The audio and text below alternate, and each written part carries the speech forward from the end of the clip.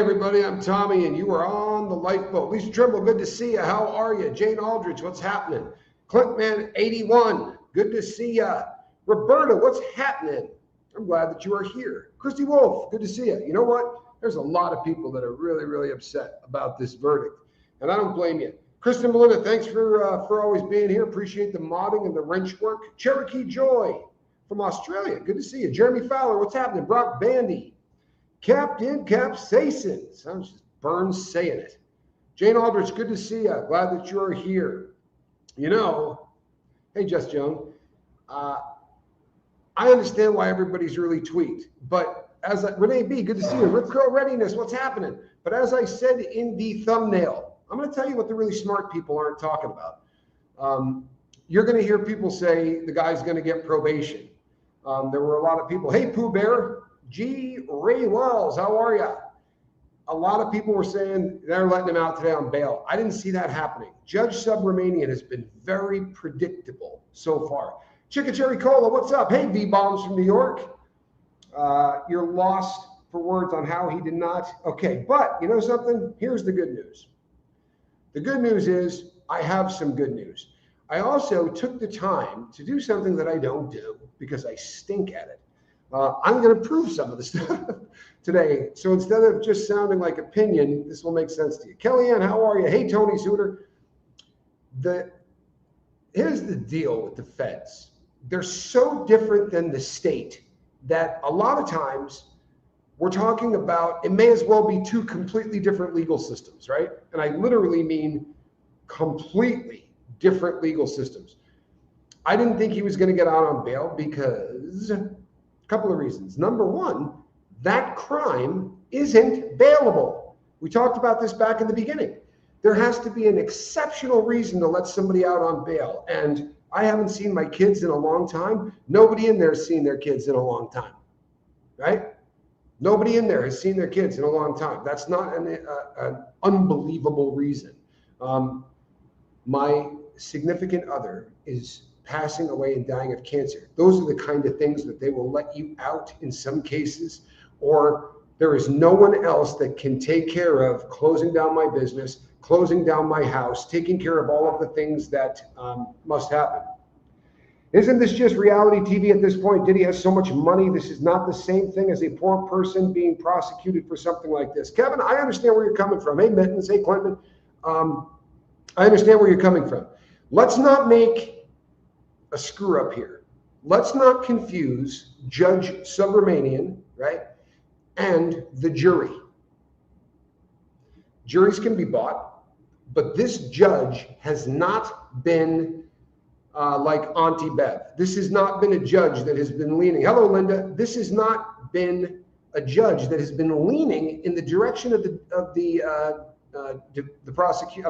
defense the entire time. It just has not been that way. And I saw, believe it or not, some of the same pundits today talking about how, he's not going to do any time on this. He's going to get probation. Listen to me, people. I'm going to prove to you that he's not going to get probation. Before you leave this show tonight, I will prove to you he's not getting probation. You say, how are you going to do that? Well, I'm going to show you how this actually works. Hey, Angel, how are you? The Positive Life, good to see you. Do you think he gave up info and evidence to the feds and is in trouble to cover it? No, I don't think that. That's called a 5K1 deal, and I don't think that that happened in any way. It usually does not happen if you're going to trial. People that give up people and make deals have to do that normally when they're pleading guilty, taking responsibility, which he did not do. Hello, Kellyanne. 8 to 12 years, I can understand why you would say that. I don't think that's going to be the case, and I'll show you why I think that. Hey, Cricket, how are you? Judge Sub is not happy. You're right, he's not. Nora, good to see you. Glad that you're here. So here's the way I look at this. Let me explain some things to you that make this really, really different. The federal sentencing guideline sheets are just that. They're guidelines, right? If anybody gets that reference. They're guidelines. They didn't used to be. They used to be etched in stone. You went like this, the access, and you went together. I'll tell you what, let me put this up so that it makes more sense, all right? let's do this here. See if I can pull this off. You know just how talented I am when it comes to such things. You know what? I don't see it. I don't know what I've done, but everything seems to have disappeared on me. Wow. So the federal sentencing guideline sheets is a very simple process. Here we go. There we go. Woo! That was a little bit of stress. Okay, I'm not sure how well you can see that, but that is the federal sentencing guideline sheets. And here up at the top is your criminal history, 1 through 6. Each felony is worth 3 points. Each misdemeanor is worth 1 point. Now, does Diddy have a criminal history? He does. He does. It's not a big one. There is one thing on there. He would be a criminal history level 1. However, you will see right here that there is, see that where this line right here goes up? That is at level 14. Now, going down this axis from 1 all the way to the bottom, that's the crime you committed. So a crime that, say bank robbery, is a 21 on this axis. So back before a case called Booker, which changed everything, the judge would say, okay, so it was a bank robbery. We go to 21. His criminal history is 4. We go over here. There's your sentence. That's simple. It was just a matter of following the federal sentencing guideline sheets. Then there was a case called Booker, and Booker changed all of that. And it gave judges discretion, and sure, they still used the guidelines, but they used them as guidelines. Now, why is that a big deal? Well, it's a big deal because somebody asked me earlier today, right? Hey, Queen, good to see you. Somebody asked me earlier today, do you think Judge Subramanian, what would he have done if he could have just been the one sentencing? And people that have been following this, most of them are in agreement that he probably would have sent this guy to prison for life. It certainly seems that that's the direction that he leans in. That federal sentencing guideline that I just showed you, the cutoff point for probation is a level 14, right? Base level offense of 14. Diddy's crimes, and there are 2 that he's been convicted of, is a base level 14 crime. Now, you can get enhancements, right? How does that work? Well, let's see here. Let's see if we can do this in the correct order there. Let's see if that works. Yep, absolutely the wrong direction. Let's see what we got here. Yeah, and you know what's probably too small for you to read. But here's what happens. This is called a PSR. This is an example of a pre-sentence report calculation for Sean Diddy Combs, right? Base level offense per US SC 201.1, right? The base level is 14. However, there were 2 victims. 2 multiple victims means right here, a 2-point enhancement. So he goes from a 14 to a 16. You understand? It's a pretty simple concept. Things that you do can enhance how long you're going to spend in there, because that's going to move you down the severity list. Now, I know, because you guys are really intelligent, and I'm not pandering to my audience more than normal. But you guys are intelligent. So you're probably thinking to yourself, he was found not guilty on all of the stuff that was really severe, right? Okay. You know the difference between civil law and criminal law. In criminal law, a person has to be found guilty beyond a reasonable doubt. Here's what the smart people aren't telling you, okay? You have to be found guilty without beyond a reasonable doubt. If I'm suing you, I only have to, it only has to be preponderance of the evidence. In other words, it's far more likely that you did this than that you didn't do this. This is why O.J. Simpson was found not guilty, but when it got into civil court, it was like, boom, that fast, right? Because they didn't have to prove him guilty beyond a reasonable doubt. All they had to do was prove it with past the preponderance. It was more likely that he did it than he didn't do it. Okay. The judge, Rune Subramanian, when he goes to sentence Diddy, he can say there were multiple victims in this. So I'm giving you a 2-point enhancement. By the way, I watched a video where you beat the crap out of Cassie Ventura in a hotel. And I believe that the preponderance of the evidence shows that you were doing that because she was leaving the freak off. He doesn't have to say, well, he was found not guilty on all that stuff, so I'm not taking it into account. In the feds, nope. He can say, hey, guess what? Everything that happened in that trial, I think you're guilty of. Let me say that again. If you think I'm wrong, you can look it up. In the federal system, a judge can say, I think you're guilty. I watched the case. I understand the RICO charges. Now, doesn't mean he can say, now you're guilty of RICO and I'm sending you away for life. That's not going to happen. No chance. However, when people say, is it going to be a 10-year sentence or is it going to be a 60-month sentence? And is he going to run the sentences concurrent or is he going to run them consecutive? The judge has a lot of leeway in this because they're guidelines. One of the things is the beatdown of Cassie Ventura, right? That means that there was physical threats of physical harm, coercion, all the stuff we talked about in the beginning.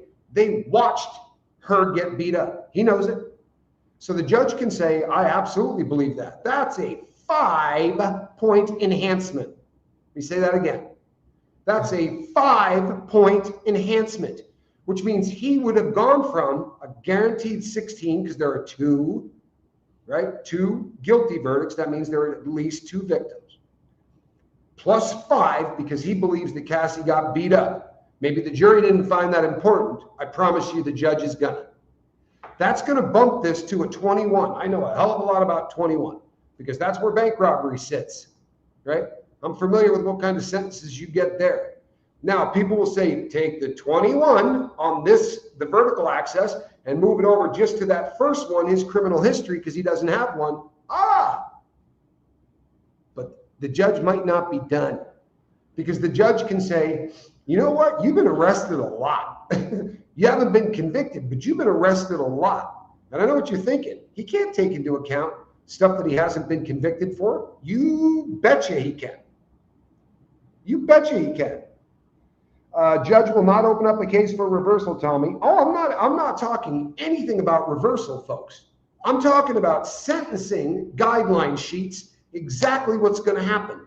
From this point forward, there is a PSR, that's a pre-sentence report. The prosecution is going to argue why he ought to get 20. The defense is going to argue why he should be able to go home. Now, they can't really argue that because he's going to fall past probation.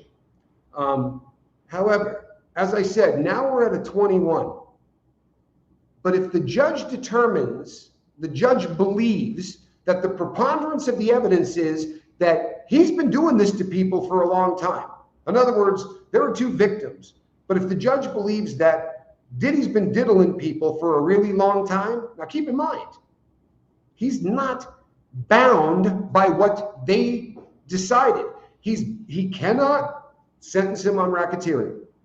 He cannot sentence him on sex trafficking. The only thing he can sentence him on is 2 counts of the Mann Act.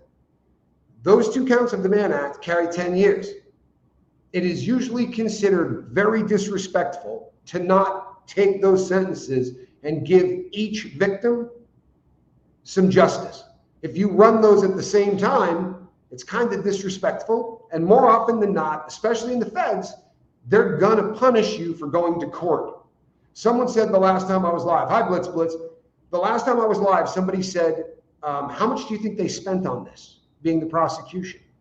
They're pissed, I promise you. They are.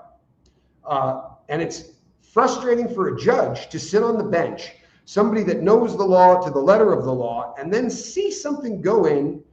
And if they don't rule the way he thought that this should have gone, he can say the preponderance of the evidence, as far as I'm concerned, proved that you were guilty of all 5 of those crimes.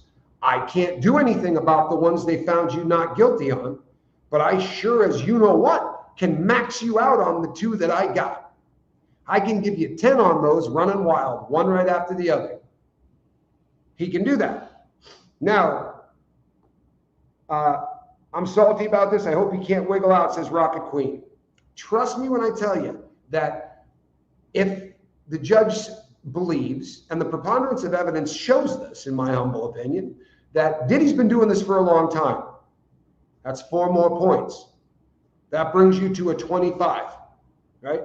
A base level offense of 25. If you take a base level offense of 25 and a criminal history of 1, works out to be somewhere between 72, because in the sentencing guideline sheets, it doesn't say 72 months. It says a low end of 72 and a high end of 84. Or it says a low end of 120 and a high of 360. Depending on where you fall on that, there's a lot of discretion. The judge cannot go higher than 10 years. These cap out at 10 years. So the maximum that he could give would be a 20-year sentence or 2 10s. And I don't know why people aren't mentioning this. You can look this up. I wish that I had blown them up a little bigger. I'm terrible at this. But I wish I had blown it up a little bigger. It's very easy to research this. The judge does not have to say, since you were found not guilty of human trafficking, I can't bring that into my mind as I'm sentencing you. In fact, quite the opposite. The judge can go in there, look him right in the eye and go, you know what? I think you are guilty of human trafficking. I'll go a step further and say that I believe that bad boy records existed so that you could continue to rape people. Do I think the judge is going to do this, says Roberta? I do. I absolutely do. Do you think they didn't add the gun charges because it was too many topics in one trial? I don't think they added the gun charge because they decided to go RICO. And that's going to be something that gets debated, redebated. There are going to be people who say, you know what they should have done is they should have done this on a state-by-state basis. Now, the smart people in the group are going to say, what if you're found not guilty in the feds, right, of something on a RICO case? Could the state charge you for it? And would that be double jeopardy? And I would say, ask the Gotti family, right? Where John Gotti was found not guilty of murder about 5 times, and then they RICO'd him. And he went to prison on a murder beef that he had just beat in the state. I'll be honest with you, as a former criminal, I didn't think that was particularly fair. I didn't, but it is how it works. What we're going to see, in my opinion, is Arun Subramanian is sitting there right now. He has watched every minute of this, and he knows things the jury doesn't know, right? And the proof is this guy's a stand-up cat. In my opinion, this judge is a stand-up cat. When it was alleged that Diddy had a notebook that said, I want to bribe these people and I want to threaten these people, the judge said, you know what, that's too prejudicial to allow in.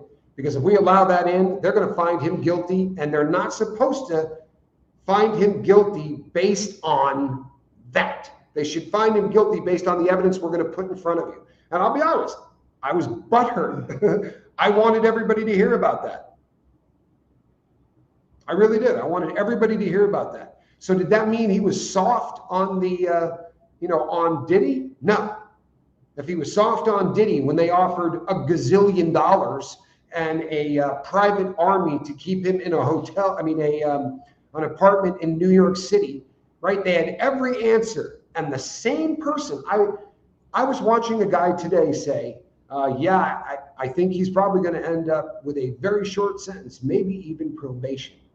This was, by the way, the same guy that drove me nuts when I said, they say he's going to get bail tomorrow. This was on the second attempt. And I said, there's no way that he's going to get bail. Because Judge Subramanian knew that there was a list of people that he was getting ready to threaten, and there was a list of people that he was getting ready to pay off. The jury didn't get to hear that, but the judge did. And the judge can take all of that into account when he sentences this man. Do you understand? He is not bound by the decision of the jury. In a state case, the judge would have to say, well, since they found him not guilty on this, and this, I can't take that into account in the sentencing. That's not the same way it works in the feds. Do you think allegedly a juror might have been dirty? I don't know. I really don't. And one way or the other, I don't think OJ bought a jury, right? I don't think the OJ team paid off a juror. There's no telling what's going to happen when 12 people go to deliberate a case. There just isn't. And somebody made a great point earlier. This was in the news for a really long time before they started picking a jury, or what they call the voir dire process. It was anything, it was all anybody could talk about, right? It was all over the place.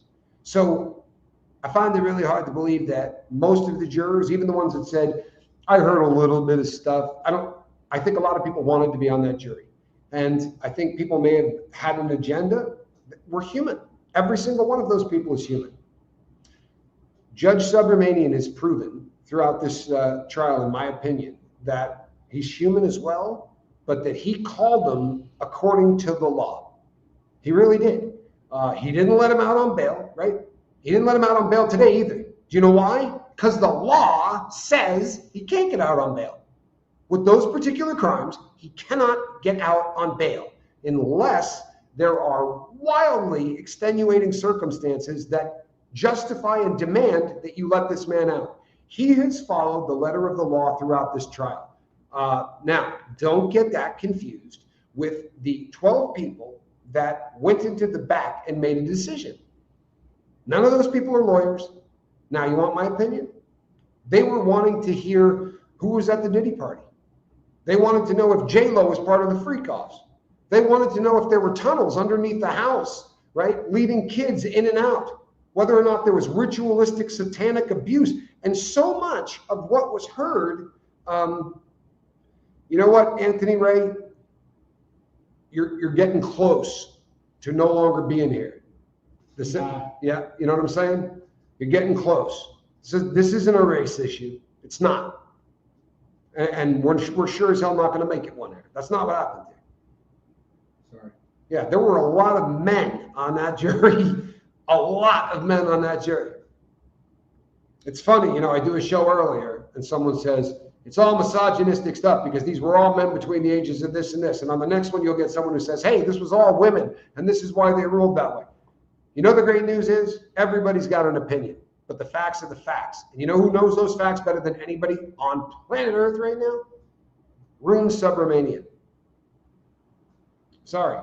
He's been there through every single moment of it, including the stuff that the jury didn't get to hear. Like this guy had a book in his cell talking about who he wanted to pay off and who he wanted to threaten. Right? How about all of the times the prosecution said, we want to bring this into the case? And the judge said it's too prejudicial.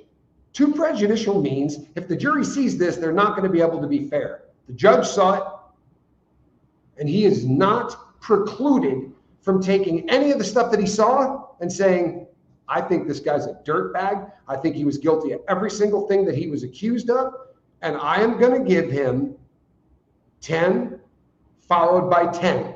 He can't go above that. Now, in some cases on some crimes, the judge has leeway to actually go above the sentencing guideline sheets.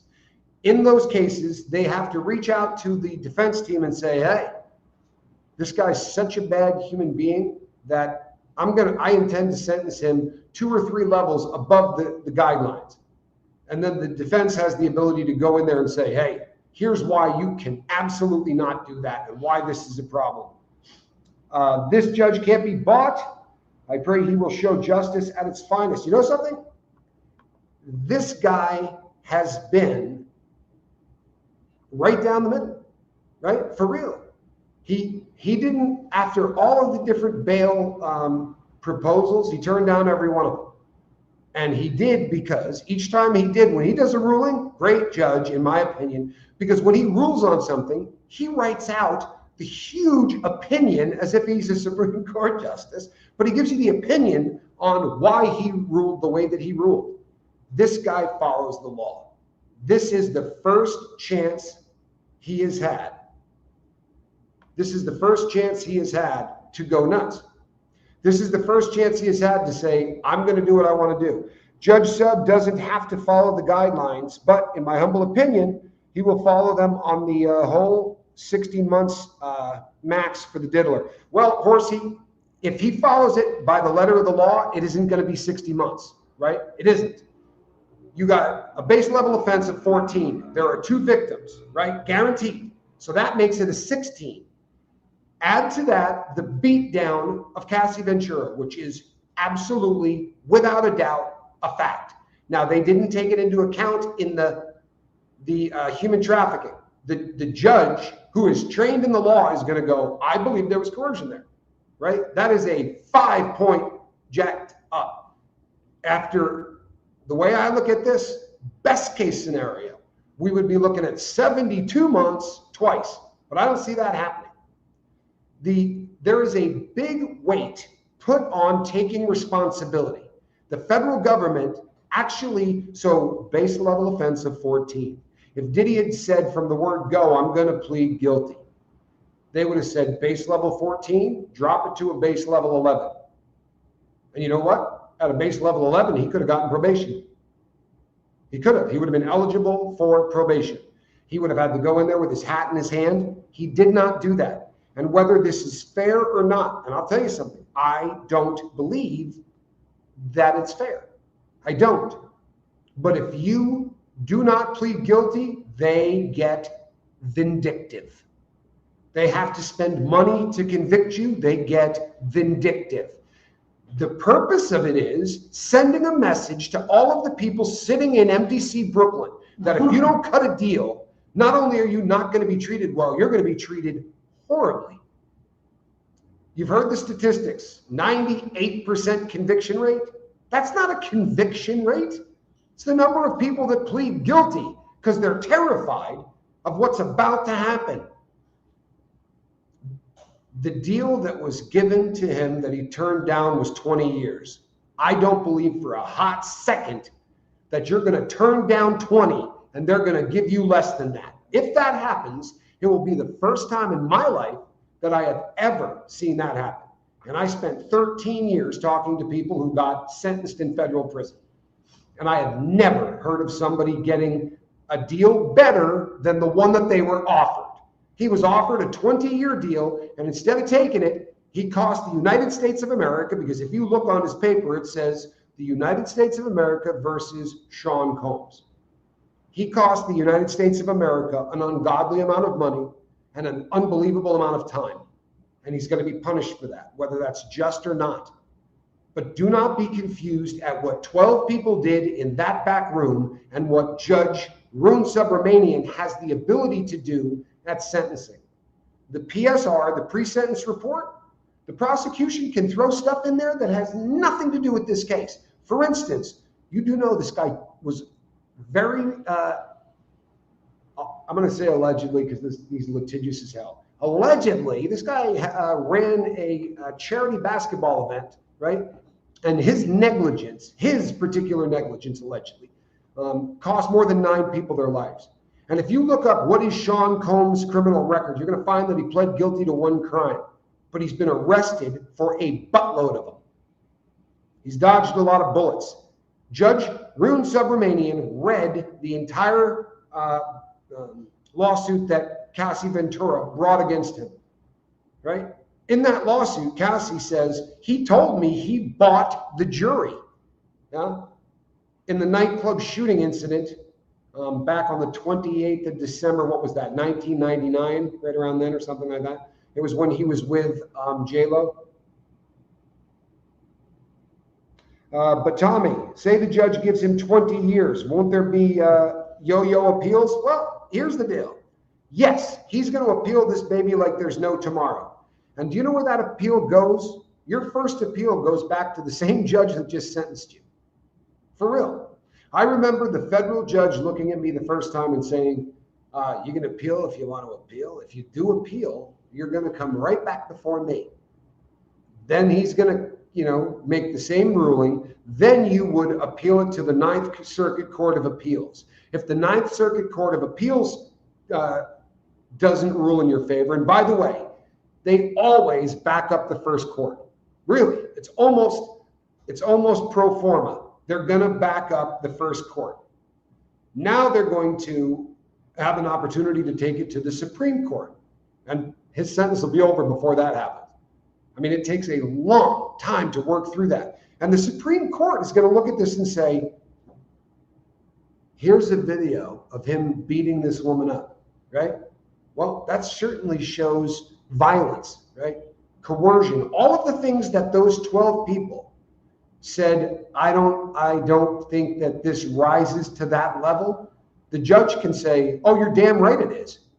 And you know why? Because I went to school for 4 years and then practiced law long enough and was successful enough to raise through the ranks from a prosecuting attorney to a district attorney to a federal judge, right? And the federal judge, where? In Yankee Stadium. Because in the federal system, the Southern District of New York, that's Yankee Stadium, baby. That's it. That is where the best of the best end up. This is not a guy that doesn't know the law. Your poor cat is chasing things in her dream. This is a guy that knows the legal system. He's no joke. And he took the time to write out opinions on things like, here's why I'm dumping him on the bail. He can just go, I'm not giving you bail. I never got an opinion when they said, we're not even going to hear a bail hearing on you. The judge didn't bother writing down why I wasn't going to get a bail hearing. This guy is a letter of the law kind of dude. He has the ability now. He knows what happens right now. He knows that those guidelines, if he thinks Sean Combs is a scumbag who got away with this, if that's his opinion, then he can give him 20. Now, if he does that, best case scenario, he's going to do 8.5 and 8.5. That's it, right? So we're looking at what, 17 years. And he's got damn near a year in. However, that goes with the concept of you not losing any good time. You get into a fist fight, and by the way, you getting punched in the face is a fist fight. In the federal system, somebody hits you first, you're still in a fist fight. And both of you are getting shipped to a new yard, and you're going to lose about 27 days minimum of good time. You get caught with a dirty urinalysis, so you've done drugs or alcohol, guess what? Same thing. You're going to lose more good time. My first sentence in the feds, you know how much good time I had at the end of my sentence? 7 days. And I had either 48 or 58 month sentence. I don't remember exactly. But I lost all of my good time, every bit of it. Now, you know why? I was getting high. I was getting high. This guy had worse of a drug habit than I did, if you believe what the people are saying. And Judge Subramanian saw everything. He saw the stuff the jury didn't. He knows more about this case than just about anyone. He watched it all. And they do not like their courtroom and their jurisprudence, so to speak, being disrespectful. There's no chance on God's green earth that a president would pardon this guy. I don't care which party you want to lean on, no chance. It is suicide for your party. And I don't even care that they're going to demonetize this because I said suicide. That's exactly what it is. You would be taking yourself out as a party. You want to talk about, look, if you do a nationwide poll, do you think it's a 50-50 split of people who think this guy's innocent versus people who don't?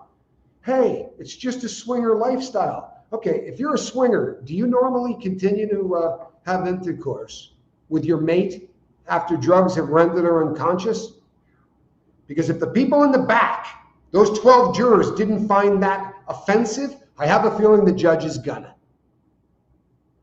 The beat down in the hall, well, that's just, you know, as the defense said in their opening arguments, this case is really about love. Boy, I'm trying not to curse, but are you woofing me? This is a case about love? They said these are just some swingers. These are just some people that have some sex, and occasionally it gets wild. You required IV fluids afterwards? I know that there are people who are going to put in the chat and in the comments, I heard her say that she really loved what was going on. Okay. We have not studied battered spouse syndrome. Trust me, Rune Subramanian knows more about it than anybody you're ever going to meet. And he can spout off all of the laws off the top of his head that were violated. USC 18137, right? They're not like us. They're not. And if we were in Massachusetts and this was Auntie Bev, based on how that trial went, I would go, oh, Lord. But Rune Subramanian has demonstrated from the word go that he is not going to be intimidated, right? And that he's not going to roll over for the rich, right? They went in and screamed racist. That guy from that used to work for Abercrombie and Fitch, right? He did the exact same thing as Diddy. How come he's not getting out? Well, Rune Subramanian's opinion on that was that guy didn't have guns at his house. That guy didn't, and he just said X versus this, right? This versus that. No, he is not going to be eligible to go to a country club. I know a lot of people have been saying this as well. This is a crime in its nature. The custody level is not going to allow him to go to a camp. And I was talking about this with Johnny the other day. We were watching a show and some guy was being interrogated. And he said to him, I'd be willing to cut a deal as long as I could go to the feds, right? Because I want to go to Club Fed. I don't want to go to a state prison. I have done 3 prison sentences. I have done 2 in the feds and 1 in the state. And I want to tell you something. You'd rather be in the state. You just would. Fed time sucks. And not because you're way more in danger or any of the stuff. It would be a lot more fun but that's not it. What it is that you have the ability to do an awful lot more stuff in the state. You can have a television set in your cell. You can lift weights, all kinds of stuff. Can the state of Florida or California go after Diddy? Yeah, absolutely. Any state that thinks a crime was committed, they absolutely can bring charges against him. What you can't do is the feds couldn't charge him for RICO tomorrow, no matter what evidence they found. If tomorrow someone comes forward and says, wait, look at this, this, and this, it's too late. In fact, had he been found guilty on all charges, he could have walked out onto the steps of the courthouse and said, I did it, you suckers. And nothing could be done to him. He could have stood on the courthouse steps and done elocution to the entire world, describing every single crime he did, and you still couldn't do anything. Because the double jeopardy law in the United States says that you will never be charged twice. If you get found not guilty for a crime, you are not guilty of that crime. However, the judge can take all of that into account. I remember at a sentencing hearing when a judge brought up something I was arrested for, right, which had to do with fraud against an insurance company. But he brought up something I had been arrested for and not convicted for. And I leaned over to my attorney and said, I didn't get convicted for that. And I must have said it loud enough for the judge to hear it because he went, I'm well aware of that. Yeah, see, whether you think this is a good thing or a bad thing, right? The judge only has to go by a preponderance of the evidence. If after watching this trial, his verdict would have been guilty on 5 counts, this cat would have got life. He does not have the ability to do that. Normally, it can go above. This has got a cap. This has got a cap. Even if the person was young, this has a cap. Even if you beat the person, this has a cap. You're not going past 10. But he sure as hell can give them 10 on each. And again, it is if there are 2 victims and you run the sentences together, what are you saying? Well, your crime was worth punishing. But that one right over there, no, that one wasn't worth punishing. Judges like to go one right after the other if there are multiple victims. And multiple victims gives you a 2-point enhancement. If you believe this is conduct that has been ongoing, now whether or not they proved beyond a shadow of a doubt or a reasonable doubt that this was a racketeer influenced criminal organization, I think that they proved without any reasonable doubt that he's been beaten on women and I was going to say R word, and raping them, right, and sexually assaulting them for a very long period of time. If the judge feels that beyond any preponderance of evidence, then he can just max this out. He's not bound to remove things. Oh, I can't take that into account because the jury found him not guilty on that. I can't take this into account because the jury. he can take into account stuff the jury never heard. He can take into account the fact that allegedly they found a notebook in Diddy's cell that was planning to threaten or bribe witnesses, right? In his opinion, one of the reasons he didn't get on bail, right, and this opinion was never going to be seen by the jury, but Rune Subramanian wrote in that opinion, one of the reasons that I'm not letting this cat out on bail is because A, I don't think that the witness list would be safe. Did you catch that?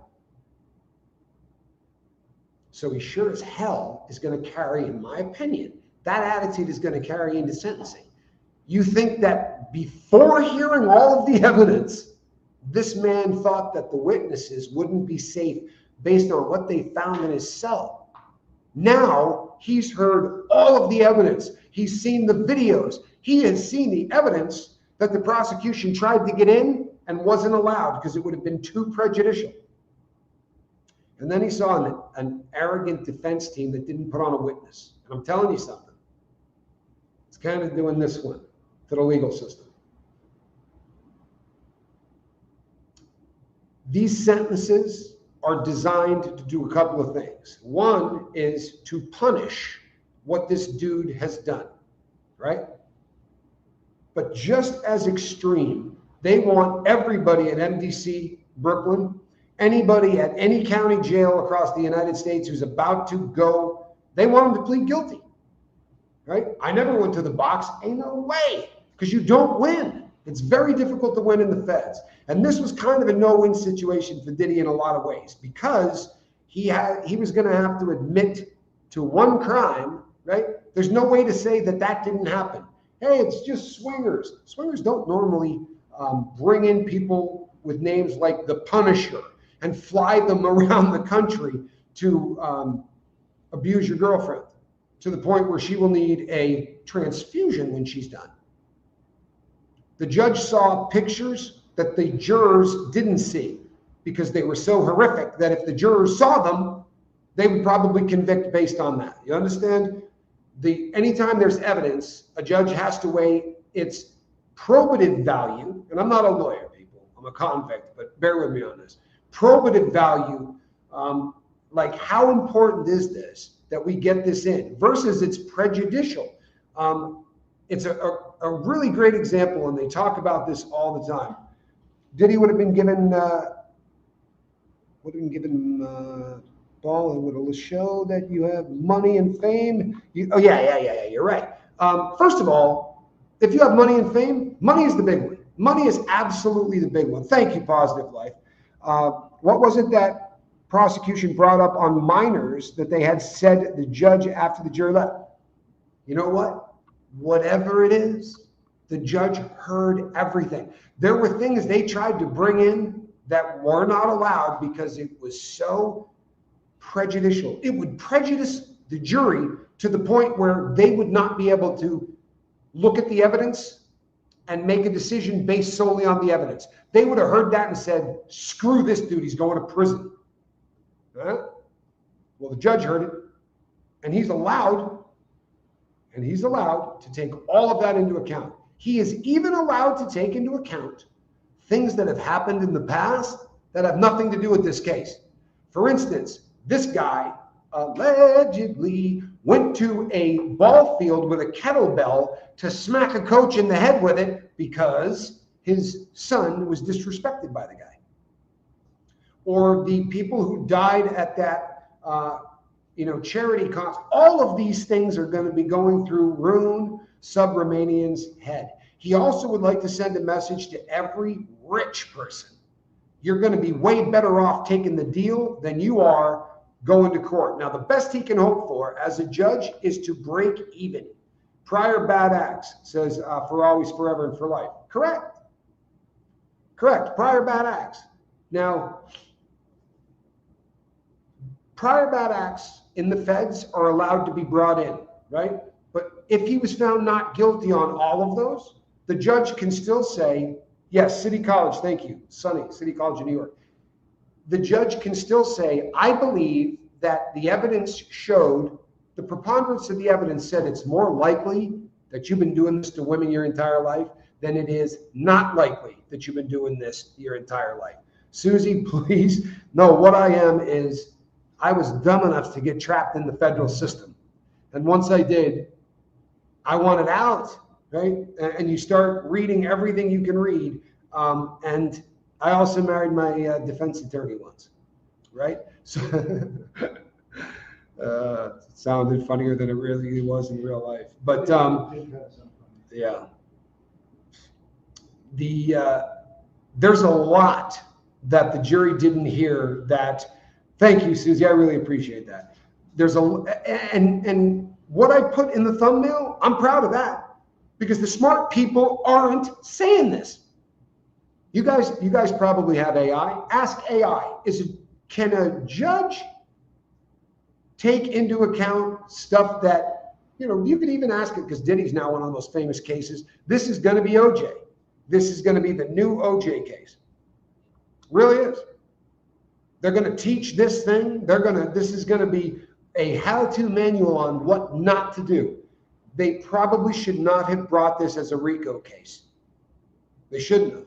He probably should have been prosecuted at a state level, and he would have gotten more time.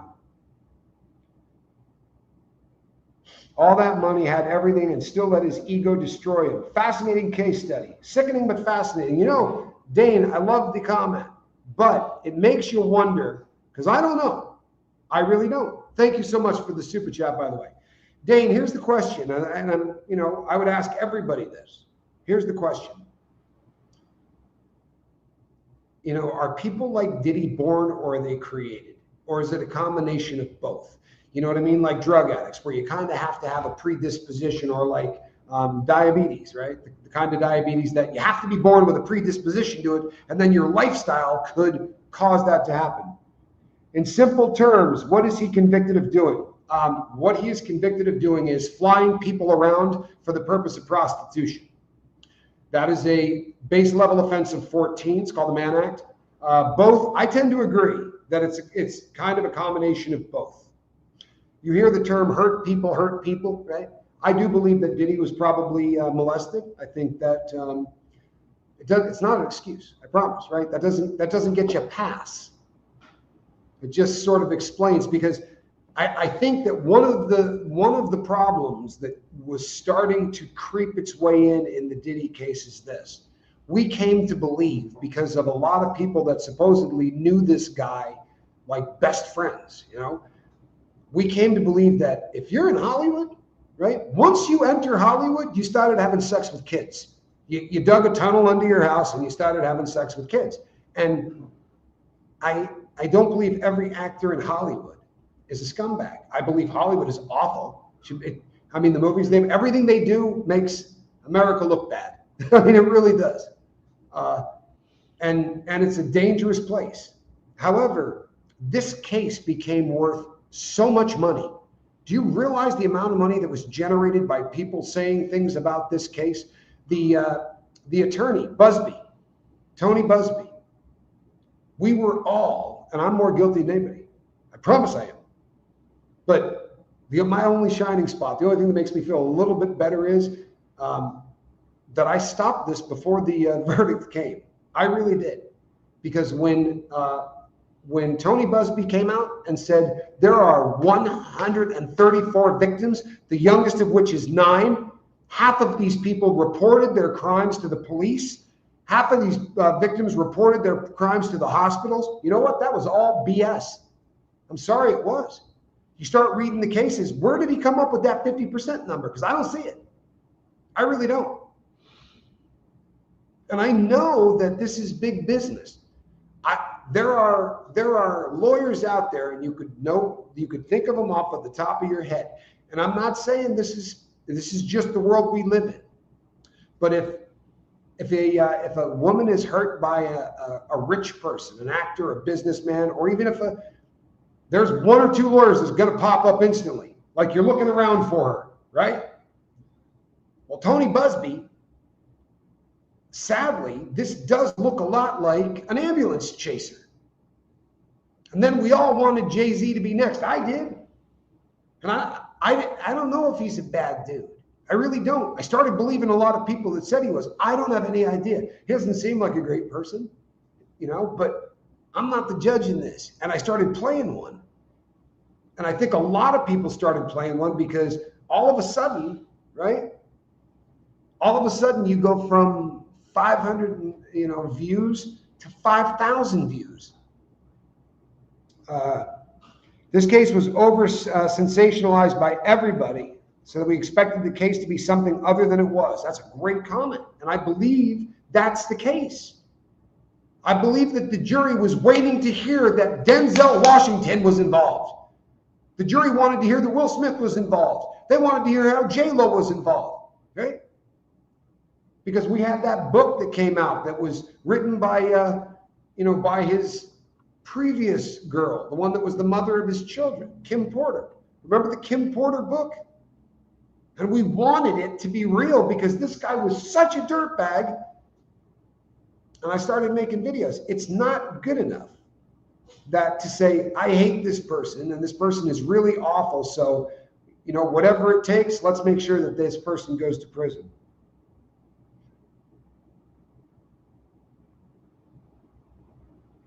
Alex Jennings, what I am telling you is this.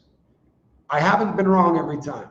When all of these jackass pundits said, on the second bail hearing, I guarantee you he's getting out tomorrow. They have eliminated all of the problems. They've got a security detail. I came on and said, there's no chance that's going to happen. I'm blown away. I didn't think they were going to convict on RICO. I didn't. And not because I don't think he was guilty on RICO, but because it's confusing as hell. And I've spent a lot of time reading about it. It's a confusing, really confusing piece of law.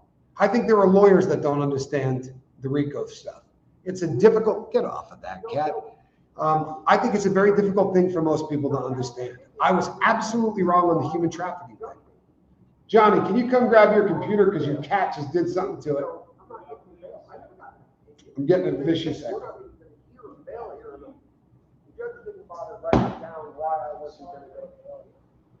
I think that did it. I'm sorry, I think that did it. No, we're good. So, and I understand where you're coming from. I really do. Let me see if we can get that back up there. Because I would like it so that people can read it. Because it's actually a pretty decent comment. And I'll tell you something, Alex Jennings. I left this case a long time ago. And I was in the thick of it. I was. I had my own show on a channel that had about 1 million subscribers. And it's all I talked about once a week. I talked about this show. I'd been on a ton of panels, and I walked away from it when I started to read all of the civil cases. And I realized how many of them just don't pass the smell test. But what I'm telling you today are facts. The judge is not bound by the jurors and what they did today. He can't convict him of the 3 crimes he has not been sentenced to, but he can take into account everything he was found not guilty of. And if in his head, the preponderance of the evidence showed that he was guilty, he can take all that into account when sentencing him. And the maximum that he can give him is 10 years on each count. So if Judge Arun Subramanian believes in his head that the bad boy empire was set up so that he could continue to rape people or continue to victimize people, if he thinks that, and keep in mind, he saw evidence the jurors didn't, he can take that into account. There is nothing that is holding him back. You can't say, well, because he was found not guilty of that, you can't take the Cassie Ventura beating into account. Sure you can. Seriously, look it up. And if you look at the federal sentencing guideline sheets, the Mann Act is a level 14, 2-point enhancement because of the fact that there were multiple victims. And if that Cassie Ventura tape looked like a beat down to you, then it absolutely is going to look like a beat down to him. That's a 5-point enhancement. But if he's pissed, and I'm telling you, the federal government doesn't like going to court. They want you to plead guilty. That ridiculous conviction rate they have would lead people to believe, and I've been saying this since this trial started, Don't get it in your head that all of these people got to, went and fought to the bitter end, and the great prosecution of the federal government convicted 99 out of 100 of them. No, we all plead guilty because the system is set up in such a way that if you don't plead guilty, you're punished. You get he would have gotten a 3-level reduction for pleading guilty and taking accountability. It would have gone from a 14 to an 11. And he probably could have got probation with a criminal history 1. And it would have been right on the cusp because technically anything under a 14, theoretically you could get probation on. But he doesn't even have a 14. He has a 16. There's 2 cases. That's multiple victims. That's guaranteed a 2-point enhancement. I don't know why people aren't saying this. You can look it up. You can look it up. And if the judge believes that beatdown on Cassie Ventura was a beatdown, that's a 5-point enhancement. So if he doesn't want to max him out, the way I looked at it, the way I read this is 72 months twice. That's how I read this. But I do believe that the federal government just spent an insane amount of money, and they're vindictive. They are. They're vindictive as hell, and they want to send a message. They got a bunch of other rich people coming down the pike, and they'd like to send a message to all of them. Take the deal. Keep in mind also, they offered him 20. He got convicted. You know why they offered him 20, by the way? Think about it. They offered him 20 because if they thought these people would put on a defense, right? They thought they would put on a defense. But in order to defend yourself, you got to admit to those 2 charges. The one that he just got convicted of, that was a lock. That's why they offered him the 20. He turned down 20 years and risked his future. They're going to, in my opinion, I don't see them giving him less than what they offered him in the plea deal. Sends a bad message. Sends a bad message. It encourages people to roll the dice. And you know what? The feds don't want anybody rolling the dice. They want people pleading guilty. It's been very effective, right? It's why they got a conviction rate that's like 99 out of 100 people, because everybody pleads guilty. We're all friggin' terrified. He cannot now take responsibility. Like if he wrote a letter to Judge Subramanian and said, hey, I feel horrible. I did this, and this. That's not what it means. When they say show remorse, they mean you pled guilty. They can call it whatever they want, but takes accountability or shows remorse. Both of those things mean that you pled guilty and you're rewarded for it. You get a 3-point downward departure on the sentencing guideline sheets for pleading guilty. He didn't plead guilty. They offered him 20 years. He didn't take it. I think it would be very odd. It would be the first time that I've seen it. I'm not a lawyer. I'm a convict. I am. I'm a dumb dude. But I spent 13 years in federal prison, and I've never heard of anybody, right, that blew off the deal that was offered and then got a better deal at sentencing. That would be the first one in my life. And if there's anybody, ask anybody else in the feds, if they, any of the other channels with federal inmates, if they've ever seen that one happen, because it is considered we joke about it in the feds, right?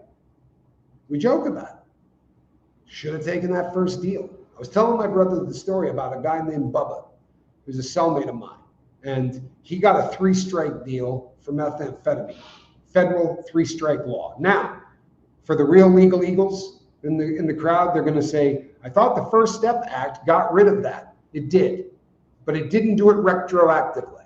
So this guy's still in there on a life sentence. More than likely, since they called that one the first step, there will be a second step. But they don't want to let out that many inmates at once because people go nuts, you know what I mean? But I said to him, were you offered a deal? He said, yeah, but the last one was ghost dope, meaning they didn't actually catch him with any product, right? They didn't catch him with methamphetamine.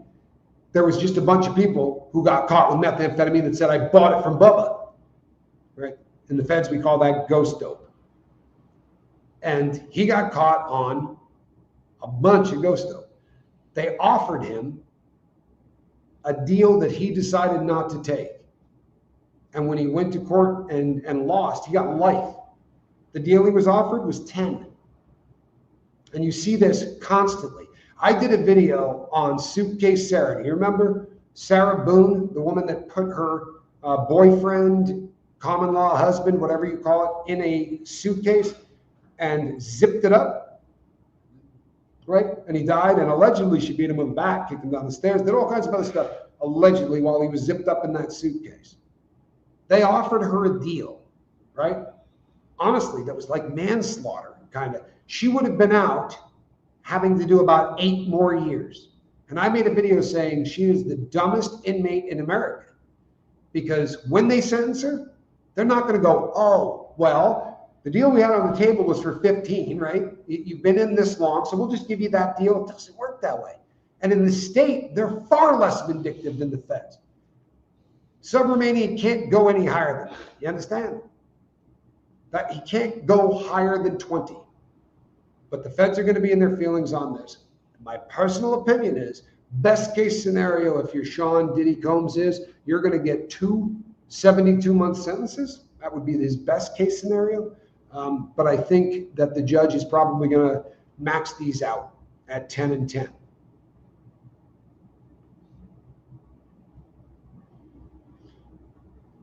Wow, it's incredible. Sonny says, I have surveillance on myself and track myself at all times on Google for slanderers, and I don't do shite. Just for my own peace, Tommy. Word. You know what? It's not a bad idea. I kind of went a different route.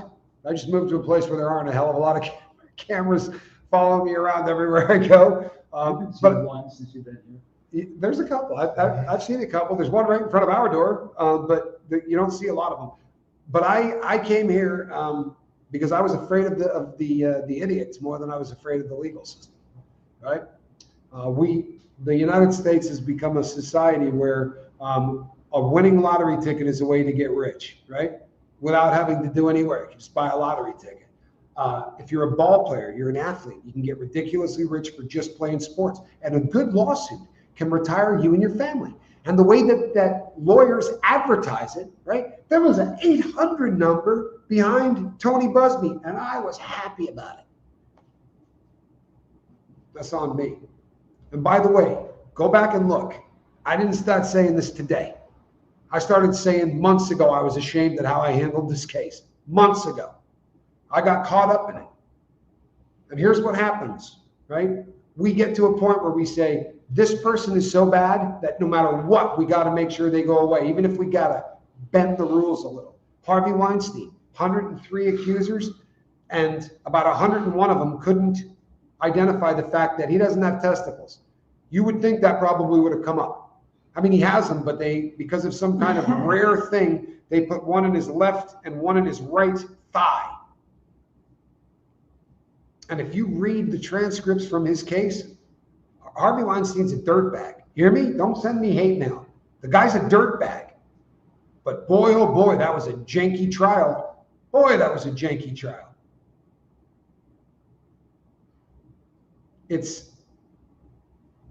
I'm guilty of this, right? A lot of people on YouTube are guilty of this. And you're going to see people who continue it. You're going to see a lot of people who keep running with it because it pays the bills. Candace Owens' interview was amazing. So snot. Yeah, Candace Owens did an interview with Harvey Weinstein, and it was a good one. And you know what? It makes a lot of people angry. Do you know why? Because he's such a bad guy. We don't want the truth. We just want him put away. He's such a bad guy. He deserves it. And you know something? The legal system, in theory, will take a bad guy, and you'll be able to prove he's a bad guy. Now, if the jury decides that he's not, we have to live with that. But Judge Subramanian doesn't have to live with what they said when he takes into account all of the stuff. It doesn't have to be beyond a reasonable doubt. Is it more likely that he was doing this? That's all Subramanian has to believe. If it's more likely that he was beating that girl up because she wanted to leave a freak off, well, then that's a 5-point enhancement. If it's more than likely that he's been doing this for a long time and multiple people went in there and testified that this has been going on for years, if it's more likely that that's the truth than not the truth, 4 more points. And it starts getting up to that 10-year mark pretty quick. We'll see what happens. One way or the other, man. One way or the other. A lot of people love to reach out. I had a guy send me a text today that said, wrong, with a big exclamation point. Me and a lot of people that went to law school. Right? Go look at what the lawyers predicted. You know why? Because if you watched this and you followed it, we all kind of believed that the government proved their case. Not maybe on RICO, because that's a really difficult thing to understand. But you're going to hear a bunch of people say, Cassie said she was into it. You saw the texts. Again, battered spouse syndrome is real. It's a real thing, right? Stockholm syndrome is a real thing. Now, the 12 people in that jury room may not be familiar with that. Rune Subramanian is. He didn't get to where he is. People he is in, he's a rock star. You don't get to the Southern District of New York unless you're a rock star. Up and comer kind of thing. RICO is confusing. It really is. It's a lot less confusing when you're going after the head of a crime family or you're going after a gang. When I was in prison, I never say the name of prison gangs, by the way, but when I was in prison, they RICO'd a prison gang. And they went after, if you were in that gang, you were screwed, right? Whether you had anything to do with the deaths, you were screwed because they were trying to send the message to everybody that if you're part of this, then you're going to have to deal with it as if you're part of this. Well, it didn't make sense to anybody. And sadly, YouTube comedians, right, in their opening monologues were saying, a RICO case with only one person. You don't have to, the enterprise, right? The enterprise could exist. It's so confusing, people. It really is. But if the enterprise existed so that this guy could continue to rape people or continue to sexually assault people or continue to commit crimes, right? Then that's racketeering influence criminal organization. It was a bad choice. It was a bad choice. And the one thing that Diddy's team did really, really well, in my opinion, by pushing this to get into court as fast as they could, they hamstrung the prosecution. You know, we were talking about what, 100 terabytes or some ungodly amount of information that they were never going to be able to get through in that period of time. It was smart. It was smart. Agnifilo and his team, I think that was a pretty good decision. But you want to talk about a vindictive group of people, the federal government and their court system. Vindictive. We'll see what happens. And you know something? I don't take joy in watching people go away. I really don't. And I think that we need to be very careful about what we believe, because I believed everything. I did. I believed everything that people were saying about the guy. And I disappeared from the Diddy universe. I couldn't keep talking about this. The shows that I did do is when I came out and said, if I cover a true crime case again, it's never going to be like this one, because this is dangerous. I'm sorry, it is. The amount of money. Do you know how many people were getting paid $5,000 and $10,000 to go and do interviews? Well, when someone's getting $5,000 to do an interview, right? The next person who wants 10, how did they get paid more? Think about it. How did they get paid more than the previous person? Yeah, they call up the person and say, he told you this? Well, I'll tell you what. How about bestiality in a tunnel? I'm sorry, I'm not trying to be an ass. But the stories just kept getting bigger and bigger and bigger. It got to a point where it wasn't making any sense anymore. We turned him from a defendant into Satan, right?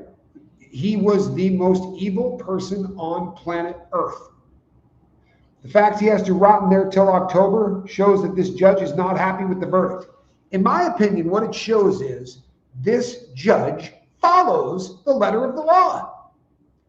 This is not something that you can get bail on unless it is wild, extenuating circumstances. And it does happen, right? It can happen. White-collar criminals get it all the time, but that's different because of what he's charged with. It's sexual in nature. If your crime is sexual in nature, then they're not going to do it, man. He is a Satanist, brother. I tend to agree with you. I really do. I do believe that. But we turned him into Satan himself. And we were willing to believe anything that anyone said about him. And then once you create somebody to that degree, make no mistake, the people that got on that jury and said, yeah, I haven't been following this at all. Sean who? What's his name? Is he a basketball player? Or is he a sports star? I don't know who he is. There was nobody in America that didn't know who he was. I promise you. In fact, they wanted on that jury because they wanted to know who went to Diddy parties, right? Ellen DeGeneres was there, right? We heard that. We heard all of these people. Everybody had been to a Diddy party. We heard presidents. 2 presidents were at Diddy parties. If you make the person so much worse than they really are, where do you go from there? I'll tell you where you go. Who cares? Who cares if we got to fracture the law? Or who cares if we got to do this or this? We got to get this person put away no matter what. No matter what. In the Weinstein case, they allowed women to come in at the sentencing and talk about these people had nothing to do with the case, right? That's not done. That's why he got an appeal like that. That's why when it got to the circuit above him, normally, like I said, let's say you're in the Ninth Circuit, then the Ninth Circuit Court of Appeals just goes almost like a rubber stamp. Nope, we're agreeing with them. Then you got to go to the Supreme Court. But they looked at that and went, what the hell is this? How did you allow this to happen? Well, because Harvey Weinstein is such a dirtbag that, I mean, obviously we can let this go. He's that bad a person. It's a dangerous precedent. It's a dangerous road. And you know something? If YouTube had been around when O.J. Simpson and his crime had taken place, can you imagine what that would have been like? The number of millionaires who would have been created simply by talking about Orenthal James Simpson. But there was no YouTube then. There weren't all of these other platforms where people get together and just, right? It becomes a feeding frenzy. I know I've talked about this a lot before, but there's a reality show called Pawn Stars. It's one of the most successful reality shows in history. And the guy who was, excuse me, the star, so to speak, the patriarch of the family, the original old man died, but Rick Harris is the patriarch. You've seen him on commercials. He stumped for the president. But you can go find thumbnails that say he has been sentenced to life in prison. Didn't happen. But there are thumbnails out there and stories of him being sentenced to life in prison that have millions of views. It's a good thing he's rich. Good thing he's rich.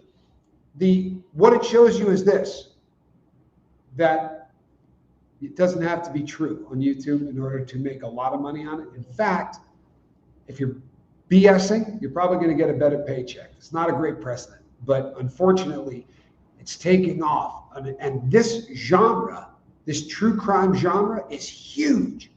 It's absolutely massive. And this is sort of the Mount Everest so far of the true crime genre. And I'm telling you, people, if you think I am saying this because of the sentence that happened today, go back and look at my stuff. I started to apologize to everybody months ago because it didn't smell right anymore.